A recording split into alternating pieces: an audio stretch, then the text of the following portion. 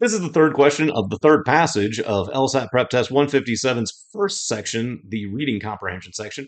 And as always, we're going to read the stem now, which states, which one of the following would, if true, strengthen the position of the draft convention in passage B, as well as that of the critics of for-profit archaeology in passage A?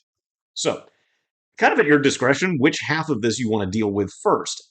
In my mind, I know that the critics of for profit archaeology are right here in my final highlighted sentences of passage A, and I'm going to focus on them first.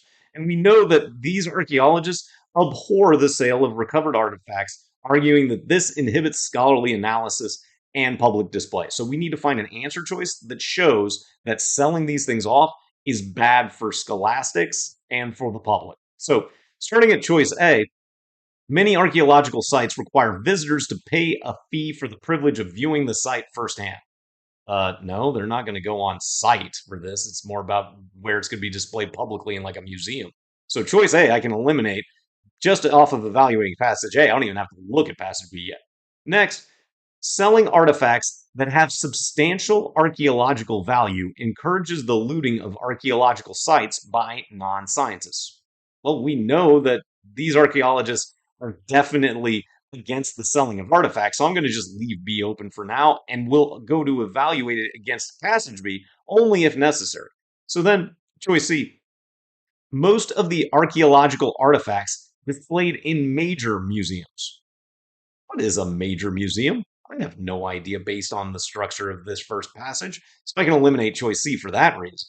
Then, choice D, while non scientists often work on archaeological sites, they are under the supervision of professional archaeologists. Well, we're not really talking about the non scientists for these archaeologists. It might be overall in the passage, but these archaeologists are concerned with the selling of these artifacts, not about like how to access the archaeological sites and keep them pristine. So choice D again, it's kind of in there, but it's the wrong subject. It's not answering the question properly.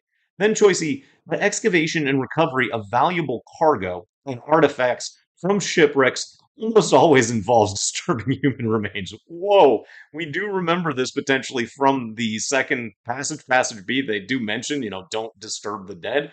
But that's not the issue for these archaeologists at the end of the first passage, passage A. So we can eliminate choice E for that reason. And without even going to passage B, we should be able to select our correct answer of choice B for this problem.